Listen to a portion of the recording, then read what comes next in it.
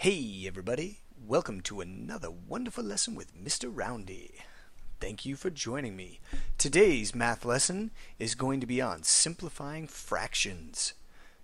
So let's jump right into things and get started. First off, today's objectives. By the end of today's video, you should be able to explain what simplest form is, put a fraction in simplest form, and also be able to look at a fraction and be able to tell if it's in simplest form or not. What is simplifying fractions? That's the topic of today's lesson.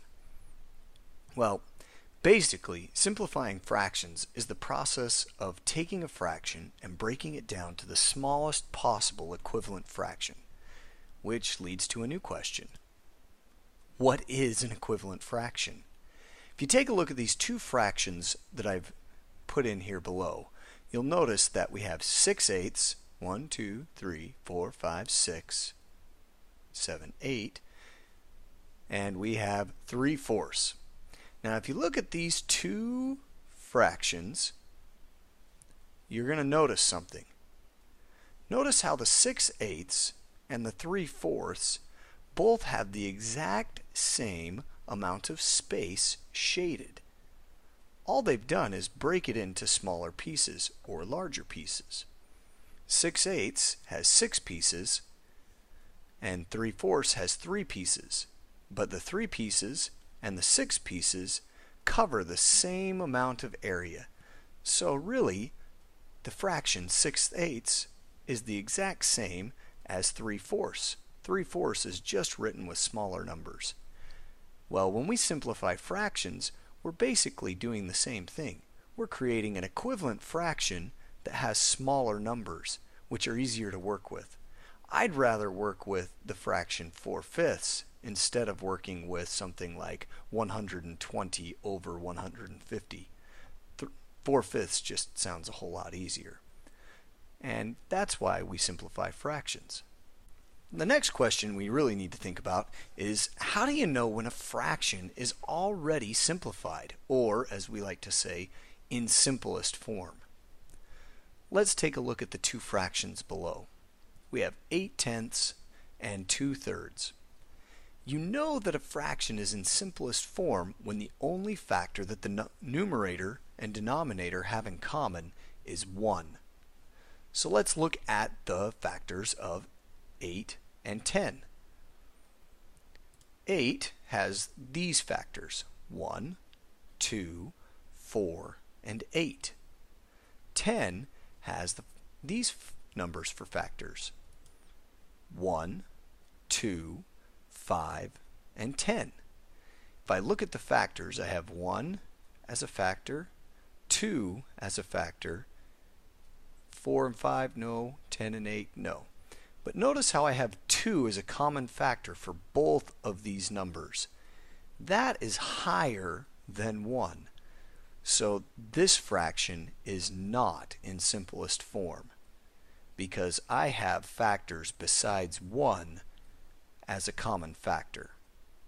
Now let's look at the next fraction, 2/3. Let's look at the factors for 2. 2 has only 2 factors, 1 and 2. 3 has only 2 factors, 1 and 3. Notice how the only factor that the numerator and denominator have in common is 1. That means that this particular fraction, 2/3, is in simplest form. 8/10 is not, because it has 2 as a factor, not just 1. Sometimes when we're talking about simplifying fractions, mathematicians and math books and other videos will use some other terms for this. One of the terms that they'll use is reducing fractions.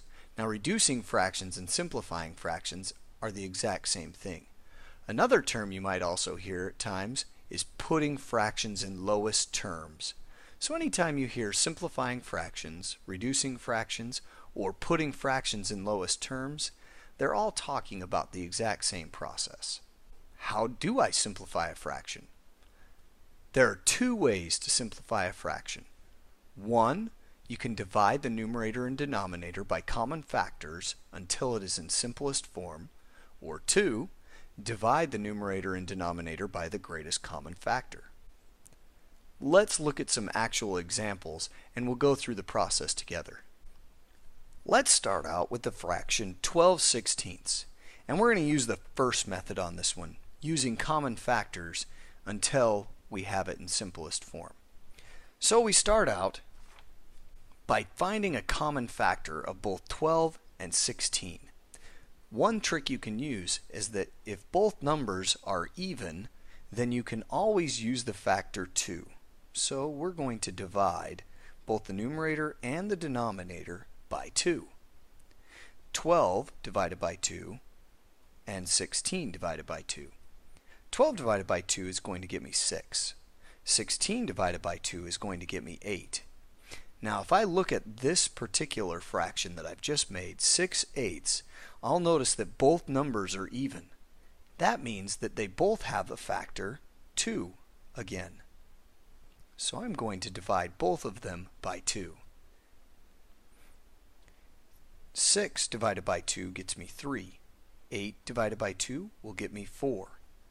Now I look at 3 and 4 and I look at their factors. 3 has two factors, 1 and 3.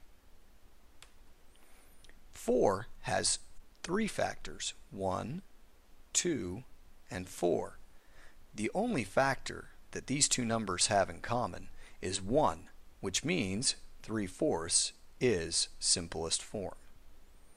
And that's our answer. Let's try another one using common factors to simplify. I have here 18/27. I'm going to start out by identifying a common factor that these two numbers have. The first one that comes to mind is 3. So I'm going to divide both the numerator and the denominator by 3. 18 divided by 3 gets me 6. 27 divided by 3 gets me 9. I look again and I see 6 and 9. Now if I don't know if they have any common factors, I can always list the factors. But in this case, I know that they both have 3 as a factor. So I'm going to divide both of them by 3. 6 divided by 3 gets me 2. 9 divided by 3 gets me 3. 2 has two factors, 1 and 2. 3 has two factors, 1 and 3. The only one that they have in common is 1. That means 2/3 is the simplest form.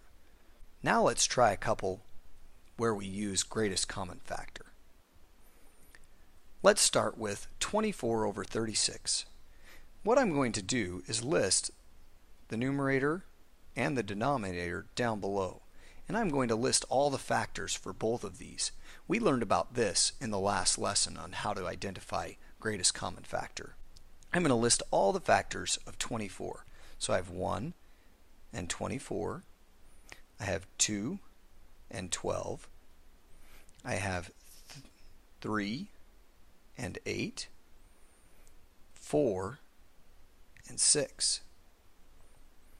On 36, I have 1 and 36, 2 times 18, 3 times 12, 4 times 9, and 6 times 6. Now let's find the highest factor in both lists that they have in common. So I start with 24, no. 12, yes.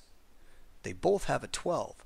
So I'm going to divide both the numerator and the denominator by 12, and that should give me my simplest form fraction.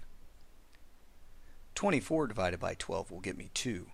36 divided by 12 will get me 3. 2/3 is in simplest form, and that's my answer. Let's go ahead and do one more. Once again, let's find the answer by finding the greatest common factor. So I list my numerator and denominator down below.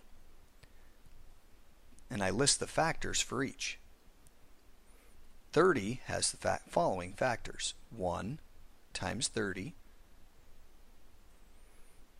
2 times 15, 3 times 10, 5 times 6. 40 has the following factors: 1 times 40, 2 times 20, no 3, but 4 times 10, 5 times 8. Now we go through and we find the greatest common factor. I have 30, but no match. 15, no match. 10, and there's a 10 down below. So my greatest common factor is 10. Now I divide the numerator and the denominator by the greatest common factor. 30 divided by 10 gets me 3. 4 divided by 10 gets me 4. I apologize, 40 divided by 10 gets me 4. Goodness, Mr. Roundy, learn how to do your math. And that leaves me with the simplified form of 3/4. Let's go back now and review our objectives for today's lesson. The objectives for today's lesson were to, by the end of the video, be able to explain what simplest form is, put a fraction in simplest form, and look at a fraction and be able to tell if it is in simplest form or not. We have covered all of these things in today's lesson. If you're having any trouble, I suggest you review the video one more time. I'm glad you could join me, and I hope you have a wonderful evening.